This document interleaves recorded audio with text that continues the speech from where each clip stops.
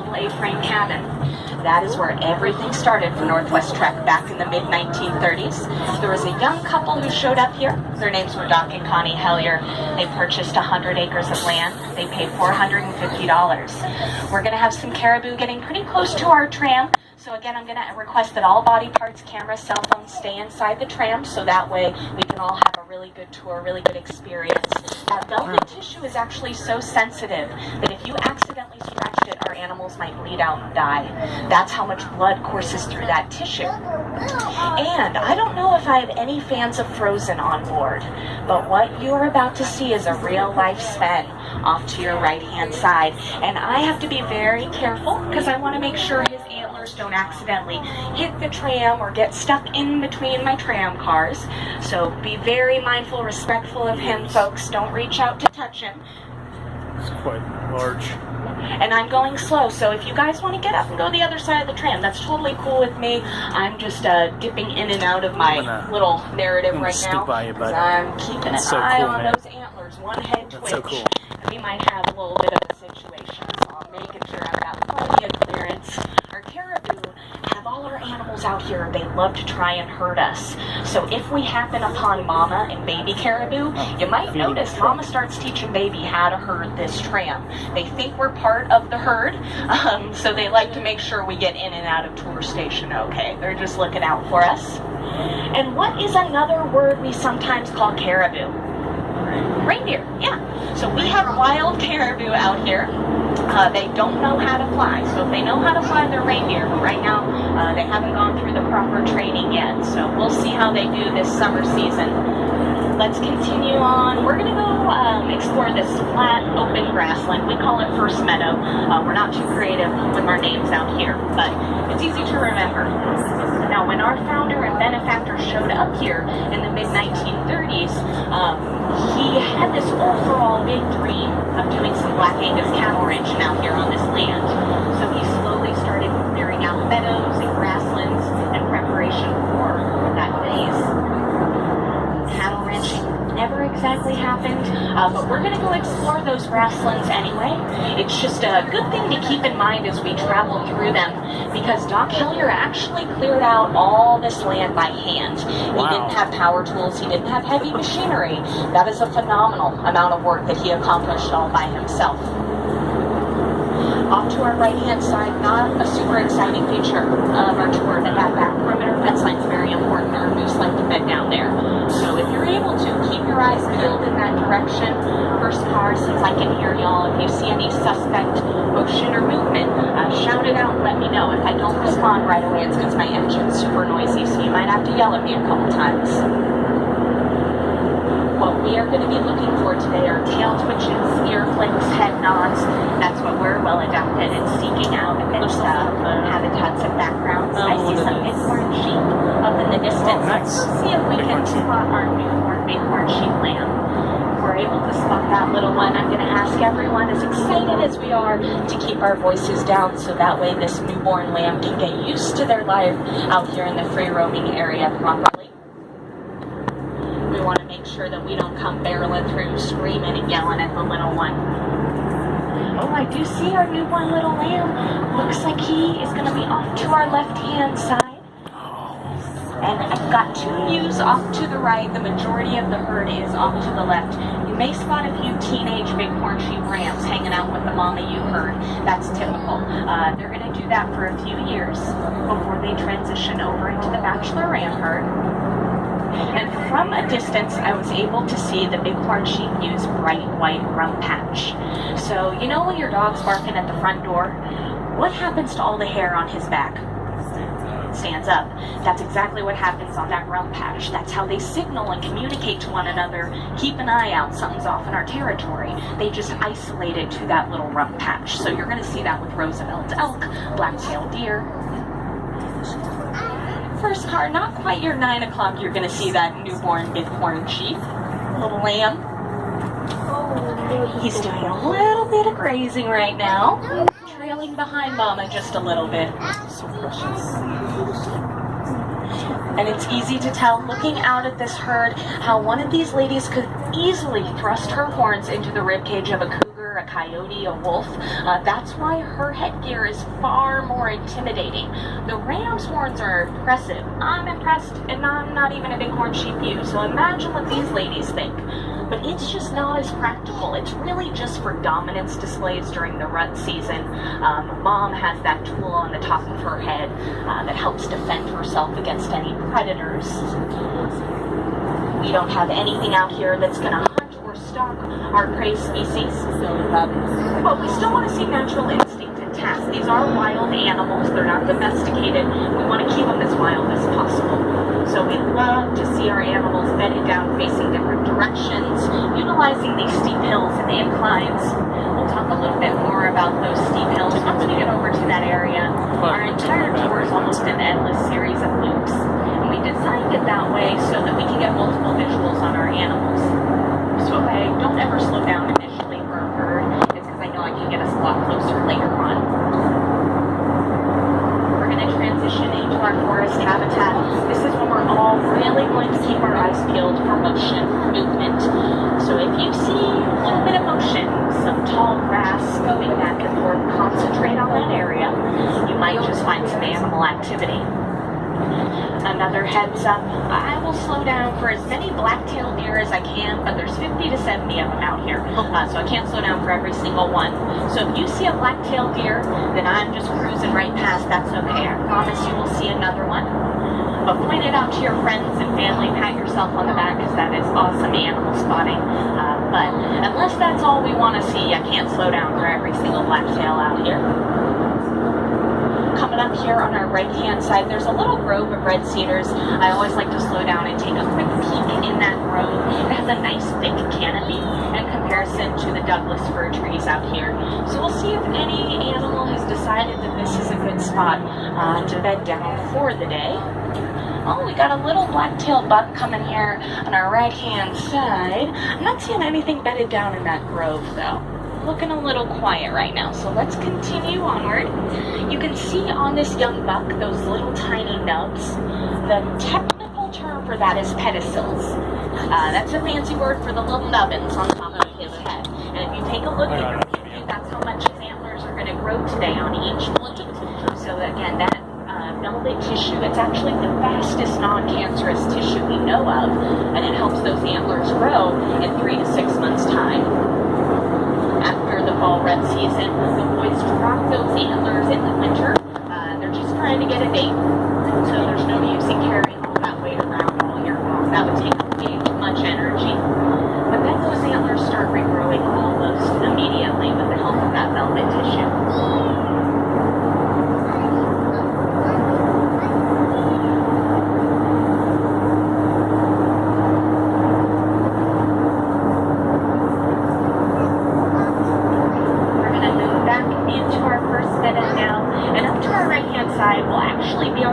Top of that hill later on, and from here it looks like a steep hill, but maybe not that steep.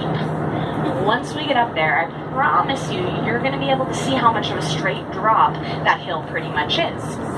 For our animals, our bighorn sheep in particular, they choose to bed down on this hillside because they know, with their natural instinct, they can outrun just about any predator. It's got to be going uphill. And that might seem kind of surprising, but if a cougar is chasing bighorn sheep ewe up that hillside, the cougar has soft pads on the bottom of his or her feet, kind of like us. So when we're running up a hillside, there's lots of sharp, pokey stuff that's just simply going to slow you down. When hoofstock hooves hit the ground, though, they actually spread all the way out, and then they grip the ground just like a hiking shoe would for us. So our hoofstock, they can get up a steep hill or incline without too much extra effort, whereas predator species, we have a tougher time doing that. Here's our ewe just from an opposite perspective this time. I can spot easily one of those teenage bighorn sheep rams. So again, he'll transition over to the bachelor ram herd after spending a few years with mom.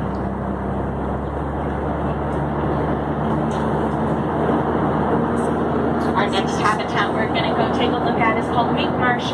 It's probably my favorite wetland, but it is really difficult to spot animals over there because it is so dense and forested. And wetlands out here, not all of them are permanent. Some are seasonal. But even if a wetland isn't here all year round, it's still very, very important. It's providing a habitat, a home, and resources, even if it's just for a season. This time of year, especially, we get an influx of migratory birds, so all those extra little homes are crucial to make sure everyone has enough access to resources.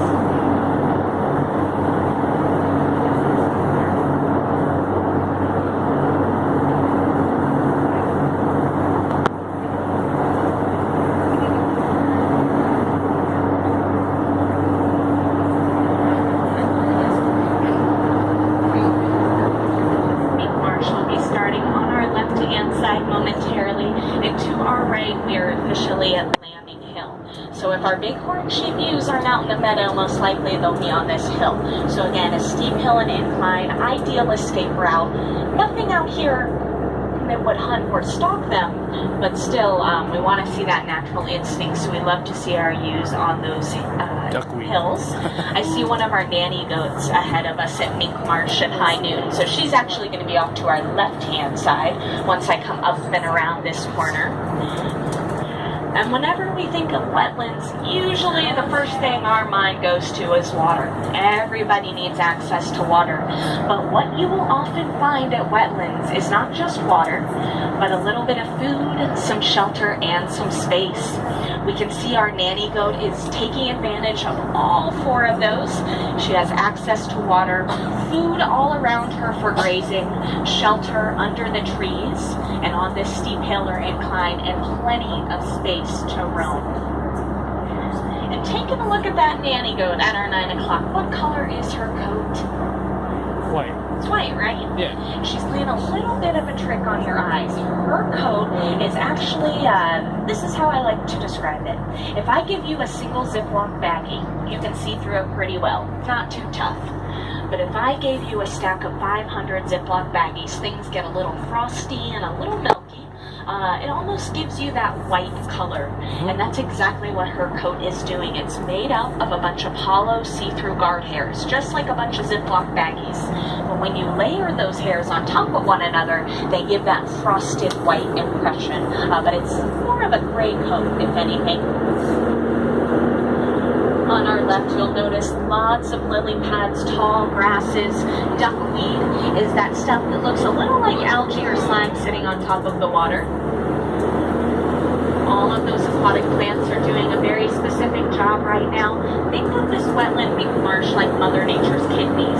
It's helping get rid of chemicals, toxins, pollutants, things that would make us sick or cause us harm. So wetlands are very important for our animals out here. They're also how our water sources get clean.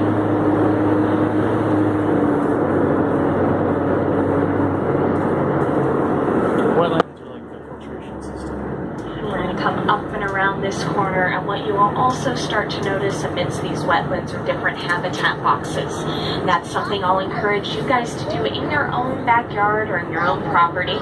If you have, a problem mosquito population, what I would do is build a bat roosting box. The bats here in Washington aren't going to hurt you or harm you, but they will eat up all those nasty mosquitoes.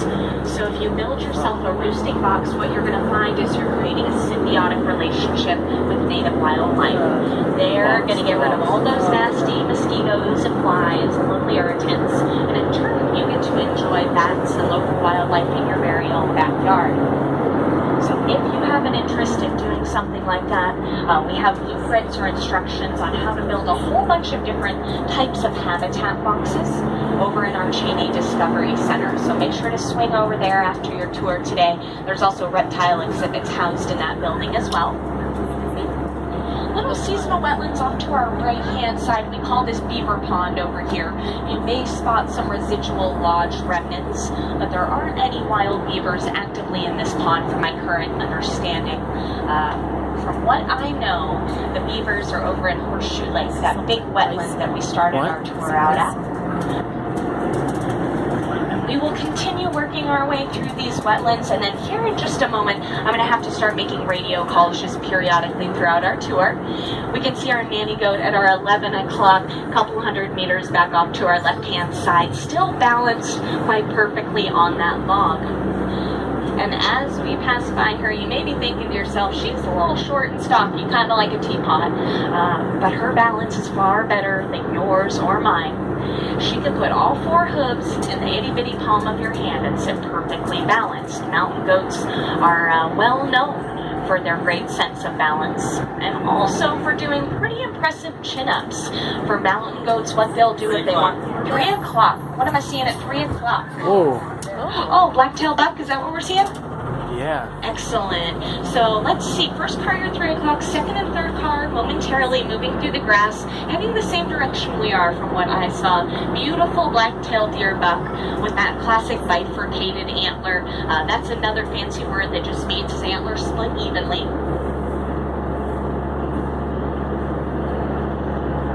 Alright, let's see. Real quick, I'll wrap up our little nanny goat talk, and then we'll continue on into our second meadow. Right now I'm just making sure I'm not missing any elk or anything that could be bedded down, because when the antlers are coming up through the grasses, it looks just like branches. Unless I catch movement, it's easy for me to zip past them.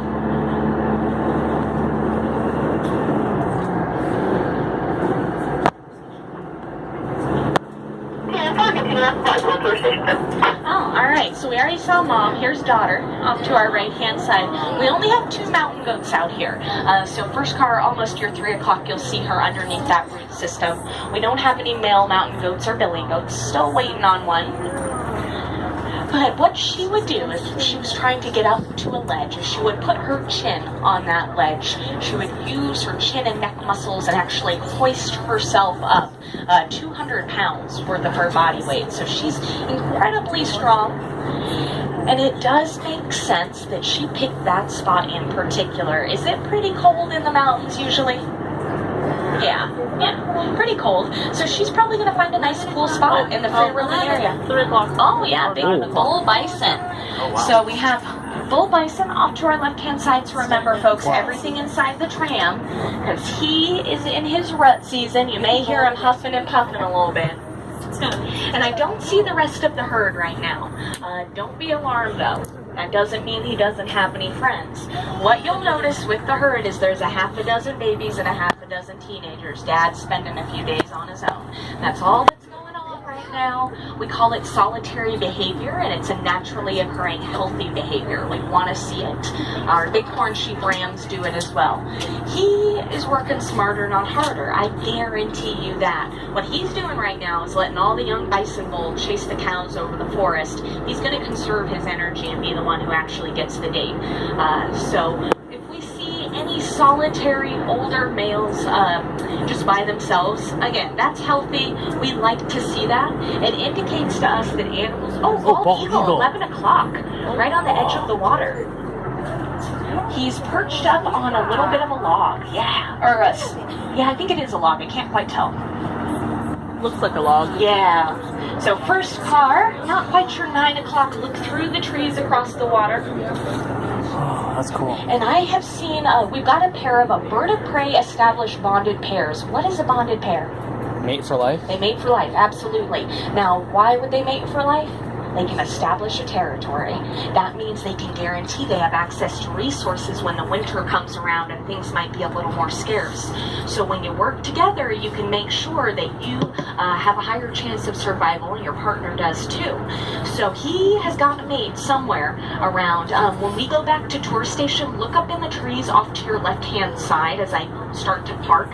You're going to note it. You might be able to see his nest. So there's a pair of bald eagles for sure. I've also seen a pair of red-tailed hawks as well. So lots of bird of prey out here. We count those as awesome bonus animals. And I see our American bison herd off in the distance. So let's make our way through this second meadow, another area Doc Hellier cleared out by hand. We'll spend a little bit of time with our American bison. Like I said, a free tour. If you happen to call them buffalo, that's totally okay. We know what you're talking about. But buffalo and bison are skeletally different.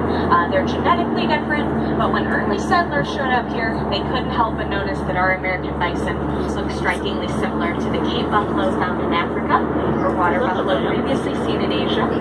Bachelor ram herd at our 11 o'clock. Looks like at least 3 of those boys are staring right at us. You might see a little bit of water flashing right now. That's when they're they're bowing their heads back and forth. That's them letting you know they're bigger and better. Back off. So if they do that, I always recommend flashing your lack of horns, bow your head back and forth. That might make him feel a little bit more secure. And coming up here, it looks like the majority of the herd is actually to our right-hand side. We're looking for 7 calves, and I want to make sure I see all cell phones inside the tram windows, folks. If you drop your cell phone next to this 3,000-pound bull bison, I can't get out and get it. That means he's going to explore it and play with it with his mouth. Your cell phone is extremely caustic. You would cause, again, some fatal damage. So just while we're right next to the animals, make sure you got a good grip on those phones. If I hit a bump and your cell phone goes flying, I'm probably also not going to miss it with all 18 on wheels. So I've got a visual on 1, 2, 3, 4, 5, 6, at least 6 calves. You're going to be able to tell the difference in age. The youngest are going to have that rust red orange coat. The reason for that is predators are colorblind to those tones. So that's also the reason that black-tailed deer fawns are born that rust red orange color. So on top of being born odorless, predators can't see them. So those are 2 little adaptations that help them evade predators out in the wild. Our bison are low. That mama at our 3 o'clock, she just kind of swooped her head back and forth. That's an excellent example, if anyone caught it, of how the cow bison uses her horns. They're to keep the babies in line. She dictates all movement and migratory patterns. Technical term is a dominant cow. I call him a herd mama. The herd mama tells the herd where to go, what to do, and when to do it. If she can make sure everyone has access to food, and she has all her vantage points covered, these flat open grasslands, that's an ideal habitat or a place to spend time for the day. One little cow